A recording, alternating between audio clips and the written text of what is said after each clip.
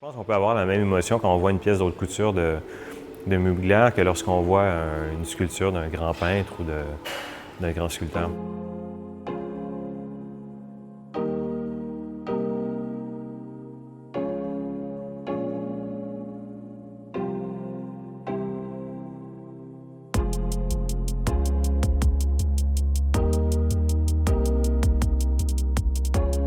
Quand on regarde son travail, en fait, c'est vraiment une exposition en fait, qui est montée comme un opéra en 9 actes avec les passions et les obsessions à travers les années. C'est pas chronologique, je voulais vraiment une installation joyeuse où on comprend en fait que le travail de M. Mugler, c'est pas un travail non plus qui est influencé par l'histoire de la mode, c'est vraiment un travail qui vient de la littérature, qui va venir du cinéma, qui est vraiment lié non pas à l'histoire de la mode, mais en fait à un monde fantastique qui est vraiment tout droit sorti de son imaginaire.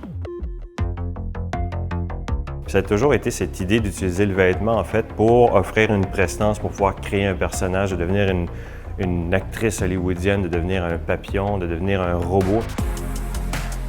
Les gens croient que Mugler, en fait, c'est juste les vestes avec les épaules larges puis les tailles très cintrées, mais en fait, c'est un univers qui est tellement riche, qui est tellement pluridisciplinaire, mais aussi avec des métiers d'art, avec des innovations, en fait, tout au long de ses collections. Puis ce qui est fascinant de pouvoir découvrir, en fait, c'est l'avant-garde de ces collections. En fait, on regarde les vêtements, puis à moins de regarder le cartel à côté du vêtement, on ne peut pas savoir si ça date des années 70, 80, 90, parce que c'est pas une mode qui suit les modes. C'est vraiment un grand couturier, comme une certaine époque de la couture, mais comme la grande époque de la couture, c'est-à-dire avec le délire, avec la folie, avec créativité. Non, il est vraiment exceptionnel et avec son style à lui. C'est ça aussi, c'est qu'il a son propre style. On peut dire, ça c'est du Mugler. C'est une chose rare, hein. Il y avait des gens comme Cardin qui pouvaient dire, ça c'est du Cardin, Saint-Laurent, ça c'est du Saint-Laurent, Paco Rabanne, ça c'est du Paco Rabanne. Ça c'est des grands maîtres de la couture, donc il en fait partie. Il a aussi ouvert les portes à toute une jeune génération, même que ce soit McQueen, Galliano, Jean-Paul Gaultier, pour la haute couture.